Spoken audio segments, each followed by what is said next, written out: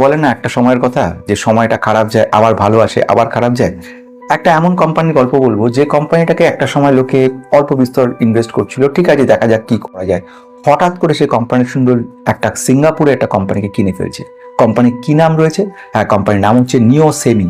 এই নিও সেমি একটা সেমি কন্ডাক্টরের কোম্পানি। যেই কথাটা শুনলো যতজন ছিল সব পাগল হয়ে কেনা শুরু করলো। কোম্পানিটা ছিল 2 টাকায়, চলে গেল 25 টাকায়। তারপরে সে কিছুদিন চললো, 25 থেকে 50, 100 হয়ে গেল। তারপরে হঠাৎ করে দেখা গেল কোম্পানির তেমন প্রফিট দিচ্ছে না, রিটার্ন ভালো দিচ্ছে না। যতজন ছিল সব বিক্রি করা শুরু করলো, আবার কোম্পানিটা সেই 200 টাকা থেকে 50 টাকা ফিরে এলো। মাঝখানে যারা কিনেছিল লং টার্ম চিন্তা ভাবনা করে, তারা খুব আটকে গেল, ফাঁদে পড়ে গেল। অজস্র অনেকে ফোন করলো, মেল করলো, কমেন্ট বক্সে লিখলো কি করা যায় কি করা যায়। আমি যে কোম্পানিটার কথা বলছি, কোম্পানিটা হচ্ছে মাইক ইলেকট্রনিক্স। শুধু মাইক বলে না, যে কোম্পানি দেখো না কেন ঠিক এইরকমই কম বেশি সব জায়গায় দেখা যায়। আমি আজকে মাইকের কথা এমন কিছু খবর বলবো যে খবরগুলো প্রথম এই রিসেন্ট নিউজ, পুরোনো দিনের গল্প না, রিসেন্ট নিউজগুলো কভার করবো। রিসেন্ট নিউজের পরে যদি ফান্ডামেন্টাল এখন দেখতে চাও আপডেটেড, সেটাও বলবো। কিন্তু এইটা আমি কনফার্ম, এই খবরগুলো নতুন এবং এগুলো পাওয়ার সঙ্গে সঙ্গে তোমাদের কেনা শুরু হয়ে যাবে প্রচুর পরিমাণে।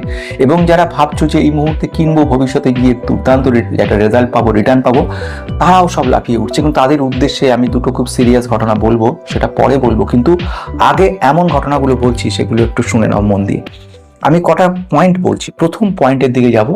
এই স্মল ক্যাপ কোম্পানি বা ন্যানো বললে ভালো হয়, কোম্পানিটা কিন্তু একটা সময় সেমিকন্ডাক্টর শুনে লাফিয়েছিল সকলে। এবং তারপর নিও সেমি যেটা হয়ে থাকে, নিও সেমির ক্ষেত্রে দুদিন আগের কথা, 26শে আগস্টের কথা বলছি, রিসেন্ট নিউজ এলো, এনএসসি বিএসসির কাছ থেকে অনুমতি পেল যে প্রেফারেন্সিয়াল শেয়ার দিতে পারে নিও সেমি এজি কোম্পানিটাকে। এটা সেমি কন্ডাক্টর কোম্পানি, অ্যাকুইজিশন হয়েছে এবং এর বদলে প্রেফারেন্সিয়াল দিতে পারে। মানে কি পরে বলবো, আগে পয়েন্টগুলো বলি। পয়েন্ট তৈরি করলো ডাইলিউশন প্রবলেম তৈরি হলো, সেটা আমি পরে বলবো, সেটাও বলবো।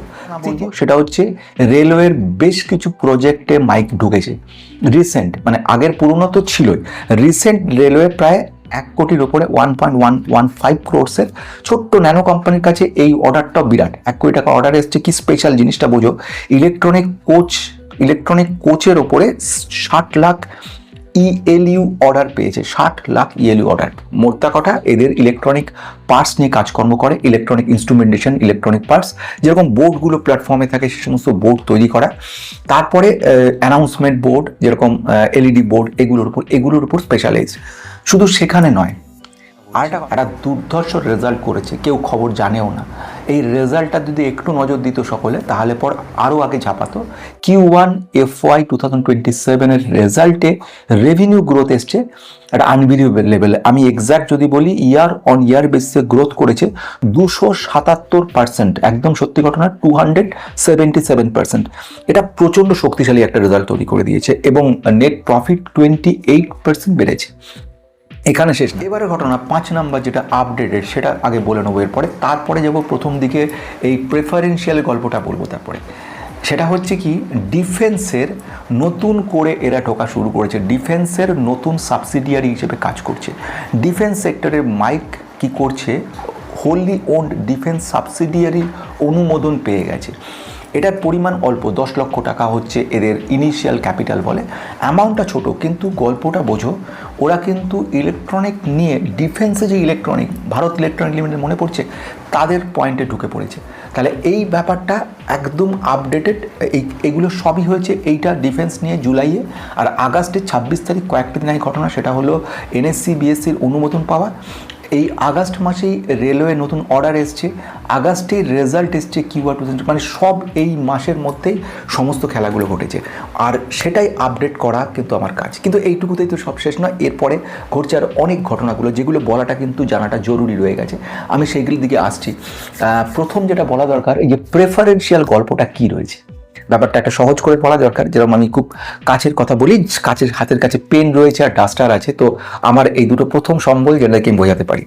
তো প্রথম ঘটনা হচ্ছে, আমি একটা কোম্পানি, আমার বহুদিন ধরে ইলেকট্রনিক কোম্পানির ছোটো ছোটো পার্টস বানিয়ে চলেছি, খুচখাচ কাজ করেছে, রেলওয়ের কাজ পাওয়া আমার সঙ্গে যুক্ত রয়েছে, বড় বড় ক্লায়েন্টও আমার যুক্ত রয়েছে, সব ঠিকঠাক। আমি কি করছি, আমি যখন এই প্রোডাক্টটাকে, এই প্রোডাক্টটা হচ্ছে সেমিকন্ডাক্টর চিপ। আমি এই যে কোম্পানি আছে, এই যে বানায়, এরা সেমিকন্ডাক্টর চিপ বানায়। আমি কি করছি, এই কোম্পানি থেকে প্রায় 90% আমি কিনে নিচ্ছি, 89.17 এক্সাক্ট ফিগারটা, পার্সেন্টেজ, প্রায় 90% আমি কিনে নিচ্ছি। যখন কিনছি আমাকে টাকা দিতে হচ্ছে, মানে এক্সাক্ট আমি বলতে চলেছি অ্যামাউন্টের ঘটনা নিয়ে, 235 কোটি টাকা আমায় দিতে হচ্ছে। তা আমার কাছে দুটো রাস্তা আছে, একটা হচ্ছে ক্যাশ, একটা হচ্ছে কাইন্ড। আমি বললাম ভাই আমার কাছে এখন ক্যাশ নেই, আমি একটা কাজ করছি, আমি তোমাকে আমার যে যে শেয়ারগুলো আছে এই শেয়ারগুলো আমি তোমায় বিক্রি করে দিচ্ছি। এটাকে বলছি প্রেফারেন্সিয়াল শেয়ার, অর্থাৎ তুমি এখান থেকে ছাড় খাবে না। কেন ছাড় হবে না? যদি আমার কোম্পানি পড়েও যায়, প্রথম দায়িত্ব তোমাকে দেওয়া। এটাকে বলে রিডিমেবল প্রেফারেন্স শেয়ার, অর্থাৎ একে ভাঙানো যায়। কিন্তু আরেক ধরনের আছে, মনে করো এগুলো একটু জানার ব্যাপার হচ্ছে, স্লাইটলি আমি ছুঁয়ে যাচ্ছি। এই যে প্রেফারেন্স শেয়ার, এটা হচ্ছে প্রেফারেন্সিয়াল, যদি কোম্পানি উঠে যায় প্রথম কোম্পানির দায় থাকবে এদেরকে চুকানো, এই জন্য এদেরকে প্রেফারেন্সিয়াল বলে, রিডিমেবল প্রেফারেন্সিয়াস। আর ইকুইটির ক্ষেত্রে উঠে গেল লায়াবল নয়, বুঝতে পারছো রিস্ক কতখানি। আমি এবার আসছি মজার জায়গাতে। এই যে কোম্পানি থেকে আমি দিচ্ছি কত, 5,687 লক্ষ শেয়ার, আমি 41 টাকা 38 পয়সায় এর কাছে দিয়ে দিলাম, এ কিনে নিল। এই কেনার বদলে প্রথম ঘটনা ঘটলো, টাকা দিতে হলো না। টোটাল এই এতগুলো শেয়ার, মানে 5,687 লক্ষ শেয়ার আমি বিক্রি করে দিলাম।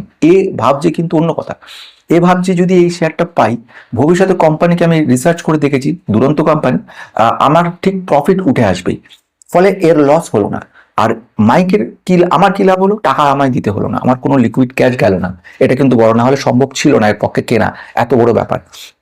তাহলে এটা কিন্তু ক্লিয়ার হলো যে 89.65% নিও সেমিকে আমরা এই শেয়ারগুলো টাকা না দিয়ে আমি এর বদলে আমার মালিকানা হস্তান্তরিত হলো এখানে। এবার সেকেন্ড পয়েন্ট আসছে ডাইলিউশন। এই শেয়ার ডাইলিউশন ব্যাপারটা একটু বোঝো, খুব ইজি, মানে আমি যখন ছুটছি যেটা ইজি করে দিচ্ছি। 100খানা শেয়ার, আমি একটা ছোট্ট কোম্পানির নাম হচ্ছে মাইক, আমার 100টা শেয়ার আছে বাজারে ঘুরছে, তোমার কাছে 10টা শেয়ার কিনে রেখেছো, তোমার মালিকানা, একে বলে শেয়ার ডাইলিউশন। কি করে হচ্ছে, 10টা শেয়ার, এবারে নতুন করে আমি আরো 100টা শেয়ার ছাড়লাম। তাহলে আগে তোমার মালিকানা কি ছিল, 100টা শেয়ার বাজারে ছেড়েছি, 10টা তুমি কিনে রেখেছো, তোমার হচ্ছে 10%, 10/100 ইকুয়াল টু 10% তোমার কাছে রয়েছে, 10%। এবারে আমার কাছে কি হলো, আমি আরো 100 শেয়ার ছেড়ে দিলাম, তাহলে 200টা শেয়ার বাজারে ঘুরছে, যার মধ্যে 100খানা একে দিয়ে দিয়েছি।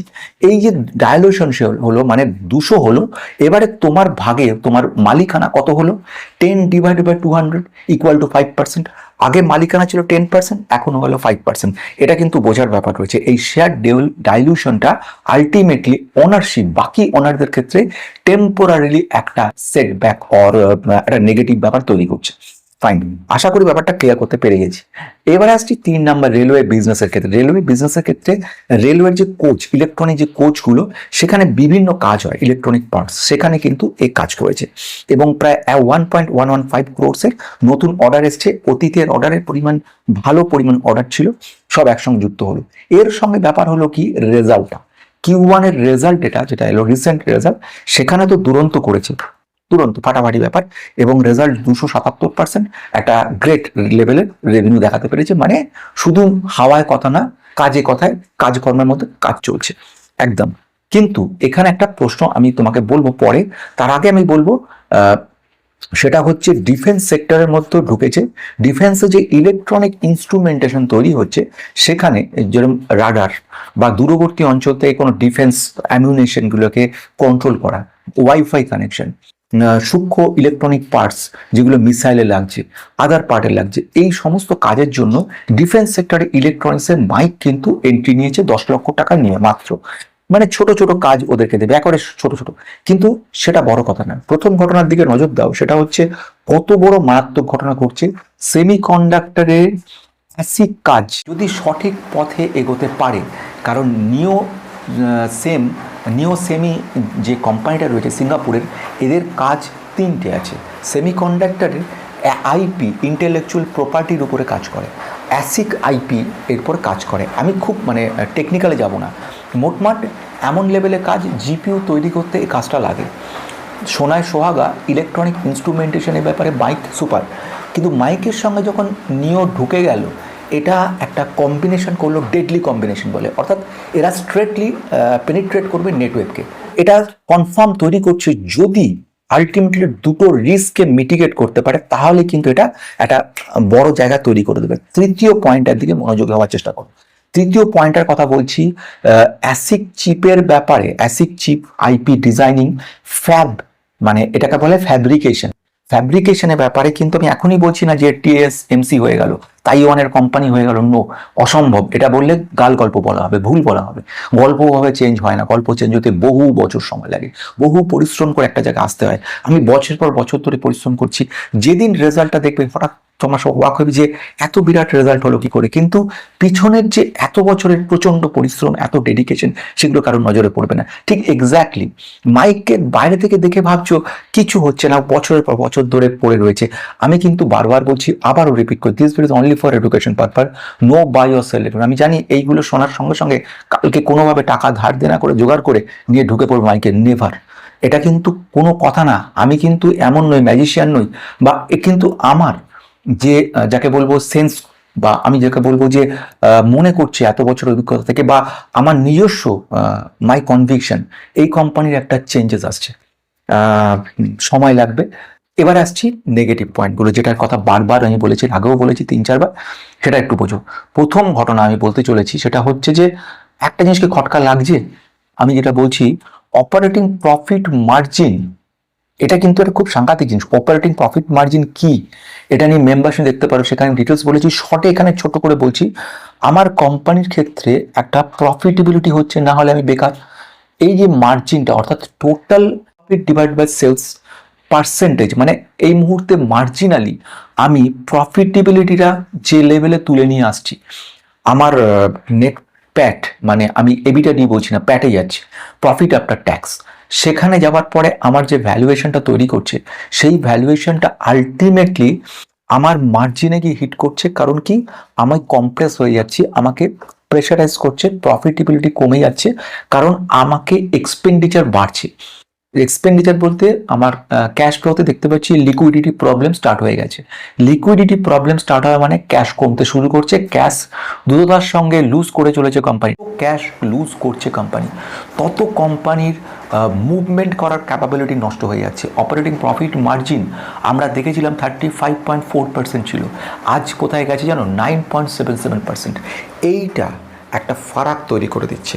একটা ব্যাপার খুব সিরিয়াসলি লক্ষ্য করো, একটা সিম্পল মার্জিন, মার্জিনের ওপারে নেটওয়েব রয়েছে, সিজি রয়েছে, কেইন্স রয়েছে, এরা এই জায়গায় ঘুরছে।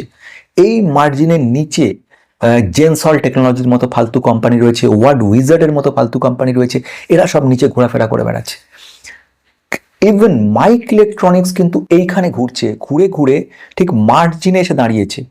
এই মার্জিন থেকে তো পড়তে পারে অথবা উঠতে পারে, ওঠার সম্ভাবনা বেশি। কেন বলছি, ও আপ্রাণ চেষ্টা করছে 4টে গুরুত্বপূর্ণ পয়েন্ট থেকে, অর্ডার বুকটা বাড়ছে, রেজাল্ট ভালো দেখাচ্ছে, সেমি যে নিও সেমি কোম্পানি, তার সঙ্গে যে কমপ্লিশন কাজ হয়ে গেছে, এনএসসি বিএসসি অ্যাক্রিডিটেশন পেয়ে গেছে, ডিফেন্সে হাত লাগিয়েছে, মানে কোম্পানি বসে নেই, এখান থেকে সমানে ফাইট করছে যে আমি ওপরের দিকে উঠবো, নামবো না। তো এইরকম হচ্ছে ব্রেক ইভেন পয়েন্ট, যেখানে তুমি নিলে হয় তোমাকে 10 to 15 টাইমস তোমার জাম্প করাবে, অর তোমাকে এখান থেকে ফেলে দেবে, এবং সে পড়াটা কিন্তু হয়তো এই ওয়ার্ল্ড হুইজারে যে 90% ক্র্যাশ হয়ে পড়ে রয়েছে সেখানেও পৌঁছতে পারে, এমন ভয়ঙ্কর জায়গায় রয়েছে। ফলে অপারেটিং প্রফিট মার্জিন যখন সুইচ করছে, সেটাই কিন্তু নজর রাখবে। এখানে আসছি সেকেন্ড রিস্কের পয়েন্ট। সেকেন্ড রিস্কের পয়েন্ট হচ্ছে নিও সেমির সঙ্গে কথা হয়েছে, কাজ হয়েছে, কাজ স্টার্ট হয়ে গেছে, এরপরে জমি খুঁজে প্রোডাকশন স্টার্ট হয়ে যাবে কিছুদিনের মধ্যে। কিন্তু একটা প্রশ্ন থাকছে, নিও সেমিকে আমি নিয়ে নিলাম, তার বদলে প্রেফারেন্সিয়াল আমি দিয়ে দিলাম, কিন্তু তাতে কি আলটিমেটলি আমার রিয়েলি কোনো গেম চেঞ্জার হলো? ভালো করে ভাবো পয়েন্টটাকে। আমি যে কথাটা বলছি এটা কিন্তু একটু সিরিয়াস ভাবার বিষয়। আমি শেয়ারের টাকার বদলে শেয়ার দিলাম, তার বদলে কোম্পানিটা নিলাম, কোম্পানির লোকজনদের বললাম ভাই তোমরা খাটো, খেটে একটা টোটাল প্রজেক্ট যেগুলো করছো চিপের ওপরে সেগুলো তৈরি করো, আমরা ইলেকট্রনিক পার্টসগুলো তোমাদের সঙ্গে জুড়ে দেবো। ব্যাপারটাকে এত সোজা জায়গায় দাঁড়িয়ে রয়েছে, ব্যাপারটা কিন্তু সোজা নয়, ব্যাপারটাকে বোঝার আছে। তাদের সঙ্গে অ্যাকুইজিশন হলো, কাজ শুরু হলো, কিন্তু আগামীকাল সকাল থেকে চিপ তৈরি হয়ে যাবে এটা কিন্তু ভাবলে চলবে না। মাঝখানে 3-4টে প্রসেস রয়েছে। প্রথম প্রসেস হচ্ছে টাকার প্রয়োজনীয়তা আরও পড়বে, সেকেন্ড হচ্ছে গভর্নমেন্টের অ্যাক্রিডেশন এনএসসি করলেও গভর্নমেন্ট থেকে প্রোডাক্ট লিঙ্ক ইনসেন্টিভ দেবে। যদি পিএলআইটাকে হাতে নিয়ে এগোনোর চিন্তা ভাবনা করে, যদি পিএলআই এরা না পায়, তাহলে কিন্তু কোম্পানিটা একেবারে গিয়ে ব্যাক করবে। যদি পিএলআই পায় তাহলে এটা একটা গেম চেঞ্জার হবে। অর্থাৎ এখানে দুটো পয়েন্টকে কিন্তু একটু মনে রাখতে হবে, দুটো রিস্ক তৈরি করছে। এবার আসছি তুরন্ত জায়গাতে। Mic electronics ultimately company fundamental যদি স্টকটা পির দিকে নজর দিলে বুঝতে পারবে, যদি স্ক্যানারে যাও সেখানে দেখবে পি কিন্তু এখানে দেখাচ্ছে না। এবং শুধু তাই নয়, আরও কয়েকটা গুরুত্বপূর্ণ পয়েন্টকে বলছি। Return on equity, return on equity কিন্তু নেগেটিভ হয়ে গেছে, -5। কোথায় ছিল যখন আমি এটাকে নিয়ে কাজ করছিলাম? গেছে মানে efficiency level of the management is totally, promoter holding 51% আছে, দ্যাট ইজ ফাইন। এবং আরেকটা ব্যাপার হচ্ছে প্লেজিং রাখা শুরু করে দিয়েছে, that is fine. Return on asset, সবচেয়ে গুরুত্বপূর্ণ একটা পয়েন্ট বলবো, রিটার্ন অন অ্যাসেট। এগুলো নিয়ে তুমি দেখতে পারো মেম্বারশিপে, এখন এখানে বলতে গেলে গোটা দিন কেটে যাবে। রিটার্ন অ্যাসেট যেখানে -3.78 হয়ে যায়, সেখানে কিন্তু চিন্তার লেভেলটা বাড়ে। আরেকটা পয়েন্টকে লক্ষ্য রাখার কথা বলবো, সেটা হচ্ছে ডেট টু ইকুইটি রেশিও, যেটা 0.20 আছে, that is very good. Sales growth খুব ভালো জায়গায় রয়েছে, সেটা ঠিক। প্রোমোটার কি করছে লক্ষ্য করো, প্রোমোটার কিন্তু ডিসেম্বরে 55 ছিল, এখন হয়ে গেল 51। প্রোমোটার কিন্তু সেল করছে, কারণ আছে, এটাকে আমি বলছি না দুম করে এখনই যে বেচে পালানোর জন্য, নো। ব্যাপারটা হচ্ছে টাকার দরকার পড়েছে, ওরা এই জন্য টাকাগুলো তুলছে এরমভাবে। প্রতি বছরে বছরে ওরা 62 ছিল, 67 থেকে 66, তার থেকে 62, 58, 55.52, 51.58 নিয়ে এসছে। কিন্তু ফরেন ইনস্টিটিউশনাল ইনভেস্টর কিন্তু প্রচুর কিনলো, 4% বেশি প্রোমোটার কিনে এফআইআই কিনলো। আর রিটেলের কাছে 42% আছে। রিটেলের যে বিক্রি করলো, যেটা আমি প্রথমে শুরুতে বলেছিলাম যে ফ্রাস্ট্রেটেড হয়ে গেছে, লোক পাগল হয়ে গেছে, যারা যারা পেরেছে বিক্রি করেছে, এবং যারা বিক্রি করেছে তারা ম্যাক্সিমাম ট্রেডার, ইনভেস্টার নয়। তাহলে এইগুলো আমাদেরকে দেখানোর পরে ফাইনাল জায়গায় আমি যদি যাই, আমি এই কোম্পানি সম্পর্কে যদি 2-4টে কথা বলি, আমার কাছে কয়েকটা গুরুত্বপূর্ণ পয়েন্ট। প্রথম হচ্ছে কোম্পানি খুব রিস্কি জায়গায় দাঁড়িয়ে রয়েছে এখন এই মুহূর্তে। আমি মনে করছি কোম্পানির সময় লাগবে, ধৈর্য ধরে অপেক্ষা করতে হবে। কোনো রকম কেনা বেচার কথা বলছি না, কিন্তু কোম্পানি শেষ হয়ে গেল, সব গল্প শেষ, সব কিছু শেষ, সেটা নয়। গল্পের নতুন মোড় ঘুরলো এই আগস্ট মাসের মধ্যে। মাইক তার পুরো 180 ডিগ্রি ঘুরে গেল, এবং ঘুরে গিয়ে সে নতুন করে রাস্তা খুঁজে বের করলো, এবং যার ফলে এটা ভবিষ্যতে কিন্তু একটা মাই কনভিকশন ইজ একটা ভালো কিছু করতে পারে।